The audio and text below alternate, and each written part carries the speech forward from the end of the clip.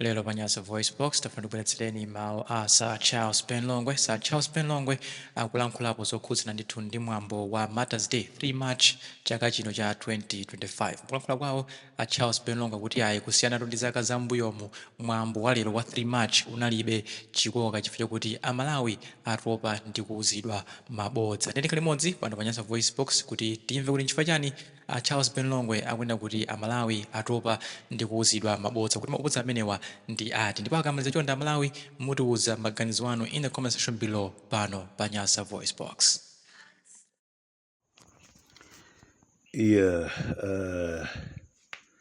Ndikulandireni abale ndi alongo madzulo ano apa 3 March 2025. Lero ndifuna ndiyankhuleko mwachidule poti ndi usiku. Nthawi apapa ikundiuza kuti 45 minutes after 22 hours, which is 11:45 usiku umenewo. Ndipepese kwambiri chifukwa lero ndi pa 3 March, ndipo 3 March sinayenere kuti idutse tisadayankhulepo china chilichonse monga pa 3 March. Komanso monga mmadziwa kunkhatabe kwathu kuno pa 3 March kumakhala zochitika. A state president anali konkuno. Komano we had a poor network during the day. Network sinali bwino chifukwa kunali mvula osati amasewera yayi madera ena monga amene tilife. Koma chakunkhatabe uko timamva kuti mashawazi choncho komabe kwagwa mvula ndithu yolongosoka kwambiri kucha kwa lero mpaka na masana osewa. So frequency sinali bwino. Chinthu choyambirira sindikupanga monga amene mapangira nthawi zonse, koma I just want to give you a feedback pa 3 March. 3 March ndi tsiku limene limakhala ofunikira kwambiri mdziko muno chifukwa cha chikumbutso chimene timakhala nacho kunkhatabe. Ndipo aliyense amakhala chidwi, ena omvera pa radio, ena ma news, ena ma television ndi zina zotero makhala chidwi. Ndipo pa social media timatha kumagawana zithunzi zimene za function imene yachitika kunkhatabe 3 March ina iliyonse. Komano when I look around and check on social media, it has never been like before. Sizidachitike ngati mene zimachitikira masiku onse kapena zaka zonse nditero choncho on the 3rd March. Pamene anthu amalitenga tsiku limene lingati lofunikira kwambiri, komano chaka chinocho lero lakhala ngati kuti basi linangokhala siku lokuti palibenso chilichonse chimene chachitika. The day has been devalued. Value ya tsiku la lero sidaoneke zoti a state president ali kunoko anali kunoko kunkhatabe kuno zosa sanglasa zija zonesa kuti anthu aluza chidwi cha president wawo chifukwa anthu ayamba kuona ndi kumvesesa kuti ali ndi president wa mabodza mdziko muno. President amene akhoza wanamiza anthu. Izi zikhoza kumachitika pa zifukwa zimenenso ndi zilongosole bwino patsogolopa. Koma ndisanapite kumeneko, nthawi zonse pa masamba mchezo timaona magroup anthu akugawana zithunzi za president kapena vice president kwachitika zakuti, koma not this year. This year palibe chimene taona chitakufufuza ngakhale magulu a MCP upeza kuti kulibeko anthu mdziko muno akuluakulu. Ndifuna ndikuwuzeni anthu atopa mdziko muno ndizochitika. People are very very angry. Mwayiona imeneyo. Nde zokuti kapena president ali kwakuti zikupereka chikoka kapena chidwi, anthu aluza chidwi za zimenezo. More especially nso kugendedwa kwa minister ku parliament kwapangisa kuti ulemu uchoke. Madziwa nthawi zina ulemu umachoka pa zinthu zazing'ono kwambiri. Anthu akamayankhula kapena kudandaula ndikumanyozera ndikumaona ngati inu muzakhabe madolo mpaka kalekale. Zimenezo nzosatheka. Ndamvaponso anyamata ena MCP pa social media pa Blantyre akudandaulaso chimodzimodzi. Mudatigwiritsa ntchito koma ifeyo palibe chimene chikuchitika, kwamutenga ndrama kupereka kwa anthu ena ake. You know, MCP yakhala ili busy ndi zimenezi, kuonesesa kuti anthu amene akuatsutsa kapena anthu amene akuaopa awagule, azagwiritsa ntchito anthu amene anamenyera nkhondo aja amene jakhala opanda ntchito. So those people who fought for MCP, this time they are fighting against MCP. Ndi zimene zikuchitika pakadali pano. Mkulu wina walemba pa Facebook, mati Albashaka ndani uko odziwika bwino kwambiri, walemba kunena kuti pa war park kuna kuti boma limene lingawine after kunena kuti mdziko muno mulibe mafuta mulibe, ndalama mulibe, forex mulibe, boma silikuyenda bwino, the poor governance, ndikapeza kuti boma limene loliwina ndiye tionera boma lake la MCP. Chifukwa nzawo umene amachoka mboma, forex ilipo, mafuta alipo, ndalama zikupezeka, anthu akulima, akudya bwinobwino, koma nkuluza boma. So pano awawa akuti awina bomali alitengaso pa 16 pano, pamene mdziko mafuta mulibe, forex mulibe, anthu akulira. Mwayiona imeneyo, nde kuwina kwakeko awina bwanji? Fanzawo amaluza zonsezo zilipo, financial stability, economic stability yo ilipo, accountability yo ilipo, koma amaluza. So nawawa chimene chiyawinisecho ndi chani? Ndi pamene pakumakhala mayankho akuti smartmatic ndi imene ikuwapasa magasi kuna kuti ife tizawina ifo choti ovotayo mavota anthu sazagwira ntchito, believe you me. Komano anthu tili m'maso, sitilola kuti dziko ili anthu apitirire kuvutika, apitirire kulira mmene akulirira. Dzana kandi dzulo ndadutsa audio imene manena kuti kakhale kuma demonstrations amavenda amene mavenda akupanga, MCP aliso konko akupanga nawo mademo. Fandziko muno palibe kuti wa MCP akuchita bwino, anthu amangochemerera. Now look at the groups. I've been surprised my group in MCP. What are they advertising? They are advertising UTM. Mwayiona opanga ndachita kufunsa gulina kuti zikukhala bwanji apa. Mwayiona ma audios ya abale na menti madziwa bwino sali clear, mene amakhalira clear, mene amayankhulira.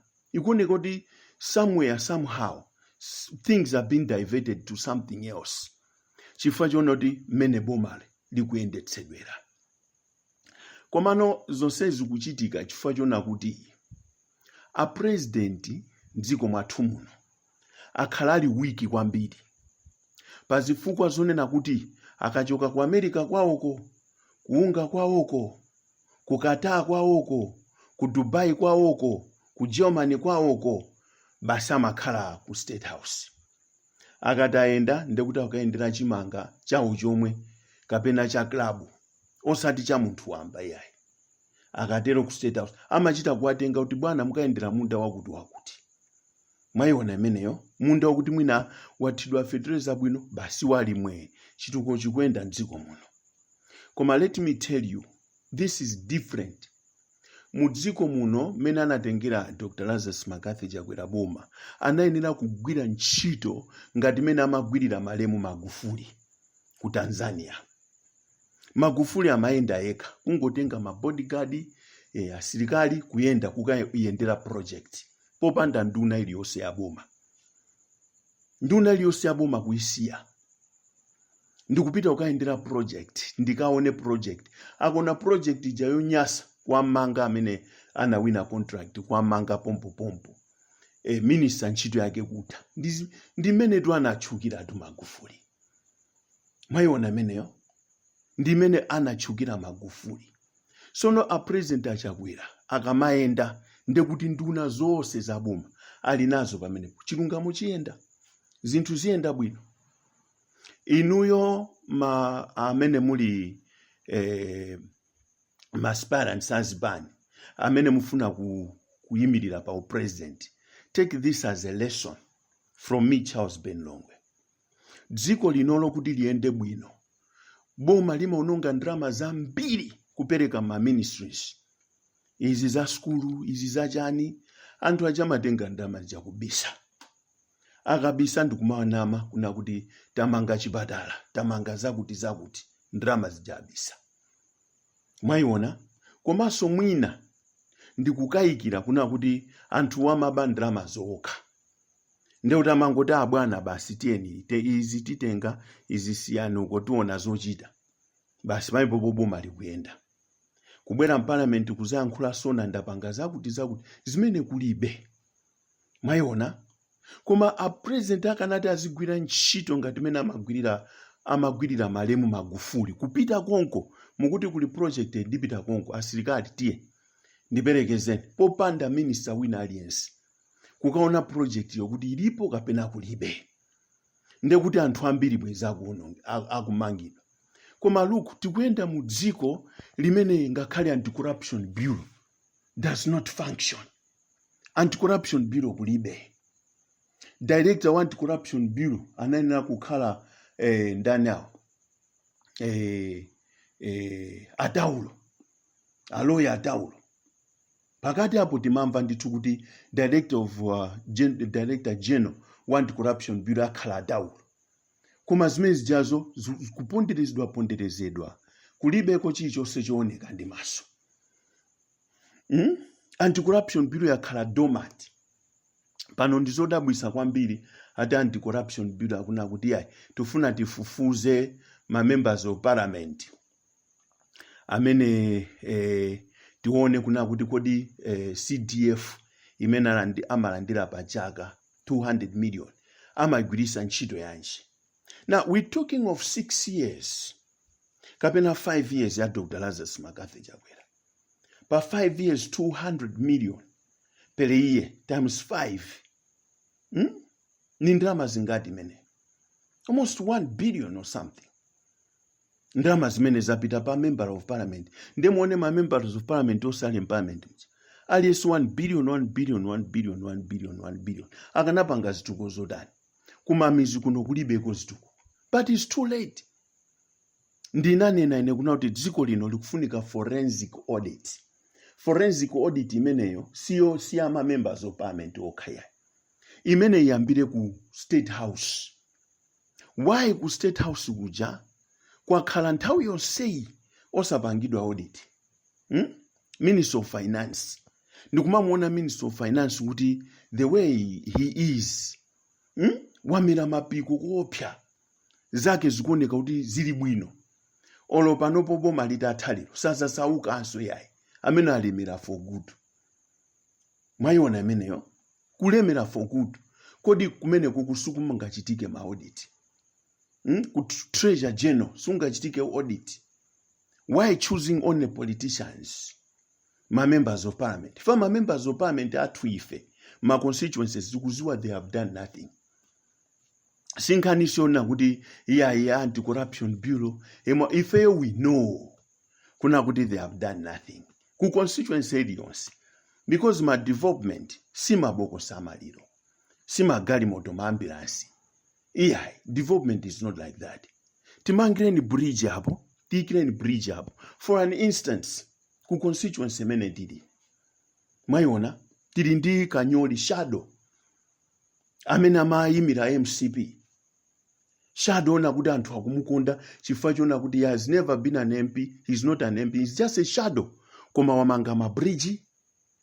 Amene tikuwaona from his own pocket. Ndikuyankhula tumaji fast. Mayona ku Odmaula uku kumloli wamanga ma bridge from his own pocket. Kumanga ma bridge. Kwa ikira anthu zigayo ndrama za mtumba mwake. Kuti anthu asamavutike kokati sinja kondole kapena chimanga. Koma munthu yo sanakhalepo MP. And yet tili ndi MP kumeneko amene Achakwera ampasa u deputy minister kawachani kaya.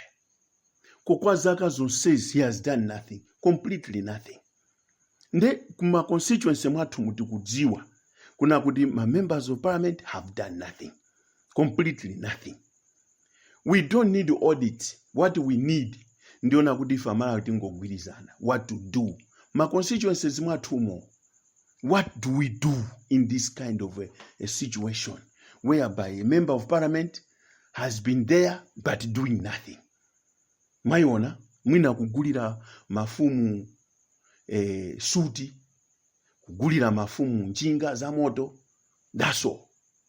Nizimene tinganene kuti zitukuko zimezi kwagula mafumu kwaja kuti anthu amudzi mwawo awapangire. Koma let me say like this, if we know, if you want to audit kuti mufuna kupanga audit my members of parliament, just come to our constituencies. Muzaone kuti kodi member of parliament akulozerani chani zimene wachita ndi ndalama za CDF for the past 5 years, 200 million per year. Wapanga nazo chani? Mukapeza kuti 0 out of 10. Ndefe we know. Funso ndona kuti mukampeza member of parliament otero mumanga. Ngati mukulephera kumanga anthu amene anali involved pa corruption ya Zune Sata, mumanga member of parliament amene wadya 200 million pa chaka. That's a problem. So osati phimba ndi zinthu zazing'ono. Mudziko muno muli zinthu zazikulu. We are still demanding kuna kuti ma projects amene achakwera amanena pasona pacha mu parliament mucha. Kodi ma projects amene acha, ma development amene acha, amene achakwera pambuyo pake achita reverse ma part of isona kuna kuti sinali yolondola. Nanga ndalama zimene zija zapita kuti? Zapita kuti for the past 5 years. Kumakhani ma development are fake. Ndikukayankhula in parliament. And we are fine with that. Because we are a good people. Warm heart of Africa. Sitingama yankhule chichonse because ifeyo ndi ana kuti tinabadwa mwaulemu. And tikankhulanso pamenepo tikwena kumangidwa. So tikwena kumaupa samayankhule zimenezo. Koma ine Ben Longwe ndikuona kuti mantha satithandiza chichonse pamene dziko likupita pansi each and every day simply because of anthu amene salabada za dziko lino, salikonda dziko lino. Mwayiona ameneyo, dziko lino salikonda. Chifukwa ukamaba kapena kumapanga zinthu za ukamberembere ukugwetsa dziko kuti lizipita pansi. Ngati dziko lino lapita pansi chifukwa cha ukamberembere, chifukwa cha umbava, corruption imene ili mdziko muno. You cannot tell me kuti for the past 3 years, 4 years, Anti-Corruption Bureau has never been in function, has never functioned. And then out of the blues, within a period of 3, 4, 5 months, imene kumene kwa salako, but Anti-Corruption Bureau jiyadzuka, ndeye kuti kufuna ilimbane ndi ma members of parliament. Amene sadapange zitukuko. Simply because my members of parliament akukutsusani mboma. And you are looking forward to hunt for them. Mayona, akutsutsani. Panopo mwaonano kuti mu parliament mujamuli opposition. Nde you want to hunt for them. You just want to keep them silent. I know in the Charles Beno, you want them to keep quiet today. Hey, ndikhale chete za CDF zija andifufuza. No. Ife tukunena kuti my members of parliament athu tukwadziwa ndife ma constituencies athu, so leave them alone. We will deal with them. Tida wasankha ndife kuti apite ku parliament. Ngati atibera tiona chimaona nchipande pomola. Leave members of parliament alone. Chifukwa this trick tikuidziwa mdziko muno mulibe Anti-Corruption Bureau. You can't say kuti tufuna tifufuze my members of parliament. Tikudziwa kuti you are against my members of parliament at DPP, ndi a UDF, ndi a PP, ndi my members of parliament a UTM. Ndi amene mukufuna kuchita nawo deal. Nothing. Kulibeko member of parliament wa MCP munga mange chifukwa cha CDF. You cannot do that. Chifukwa my members of parliament wa MCP sanabe CDF yoka. Abazambiri mboma. Mayona ameneyo. So we know your tricks. Kuna kuti you want to keep them silent. asamayankhule chilichonse akhale njenjenje mdziko mokhala mwawo. Ineyo, I would like to encourage my members of parliament opposition. Guys, keep the fire burning. Don't be afraid of anyone. This is our country. Tinakusankhani pita parliament iko za CDF zo panopo tibe nazo nchito chifukwa nkhani yovuta ili pafupi. It's all up to us to vote for you or not. Koma nkhani imene ili pano ndionena kuti dziko lalowa pansi ku Reserve Bank kumene koko sukufunika Anti-Corruption Bureau. Ku Reserve Bank kwa Treasury General sufunika Anti-Corruption Bureau. Minister of Finance sufunika Anti-Corruption Bureau. Kuma headquarters za MCP kusufunika Anti-Corruption Bureau. Why in particular you have chosen members of parliament? Inetu Benlongwe, I'll protect them here. My members of parliament, up until we go back to the pause. By 16 September, palibe amena opyeze my members of parliament kuwapanga zona kuti aziopa ndi cholinga chona kuti muyambe kuamanga cholinga choti iniyo mupeze ma chance. Iyayi sizitheka zimenezo.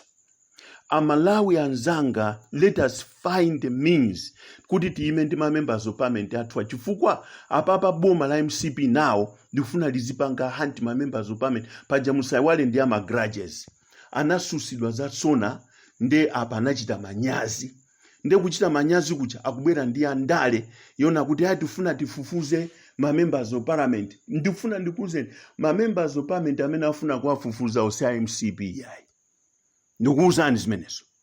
Ma members of parliament amene afuna kuwafufuza ndi a DPP ndi anu omwe. Nde ine Benlongwe ndifuna ndisuse motheratu madzuwa ona kuti Dr. Lazarus Magathe chakwera boma la Nkanika zaoneka uNkhatabe. Anthu amene anali ku Nkhatabe unabwera matraki okwana 5 kuchoka kuliro. Matraki 4 anakwera azimayi, traki imodzi azibambo. Anthu ananyowa pa post office bachi ndi mvula ikumenya usowa kolowera kuti apita kuti kuchoka kumene amapanga ma function each and every year kukapangira kumkondesi. Zochitisa manyazi mwayiona imeneyo kuti zochitisa manyazi zosayenda zija zosizinayende yayi. Nde kupya mtima kumeneko ma members of parliament ayi mwakuti no. Leave our members of parliament alone. Amenewo tizaona ndife pa 16 pano koma ife tufuna tione boma. Musatiuze zinthu za kumapeto mutuyambire za nkati. Tufuna nkatimo. Amene wasokoneza kuti Reserve Bank ndani. Amene wasokoneza chuma cha boma ndani. Fertilizer anifi amuyendesa bwanji. How did they came to fertilizer deal? Pamene ndi okongoza ndalama. Mwayiona imeneyo. Zinakhala bwanji zinateka bwanji. Why anthu sadandire fertilizer madera ambiri. Sadandire fertilizer. Those are the things zofunikira mdziko muno. Koma zona kuti atenti kafufuze ma members of parliament no tikuwafufuza tokha ndipo tikuziwa kuti zimene sadapange mu constituencies zathu we know. Ndipo tikuziwa kuna kuti tipanga bwanji. Ife tufuna kumeneko ku state house iko kumene kumakhala achakwerako ku account number 1 iko ndume tikufuna ife kumeneko. Ku Reserve Bank iko ndume tikufuna kumeneko. Minister of Finance ku Treasury General ndikumene tikufuna kumeneko. Audit yambe kumeneko. Mwapanga chani pa 5 years. Mwayiona imeneyo. Our members of parliament asiyena azigwira ntchito yawo bwinobwino. Mene ayiyambira mene ilili. We are happy. Ife amala we are happy. Ndi opposition mene kupangira mpame. We are happy. Panopo what we can do ife amene tili kunja ife let us work hard. Support our parties. DPP support your party to the maximum. Ngati simuna support po chipani chanu, this is the time you know kuti muchite support chipani chanu to the maximum level. IUDF do the very same things. Ife ngati ne Benlongwe, if it means to leave activism ndikulowa ndikujoin a politics, I'm ready to do that. Mwayiona imeneyo koma dziko ilili pamene ilili apapa sizona kuti tiziopyezana kuti ma members of parliament ma members of parliament, what about the 30 billion fertilizer gate imene nakagulidwa ku UK ku Bucha? What about that one? imene attorney general anapita ku German ukafufuza ndama ku German, ndama zopita ku UK ukafufuza ku German, ndikulonjeza Malawi kuti abweresa. Where is the money? What about those ones? Zimene zakhazi uchitika pakati pa zima project chani, where are those ones? Why you want to sneak against members of parliament? And we know the opposition amemu kwafuna. If you see the rollers,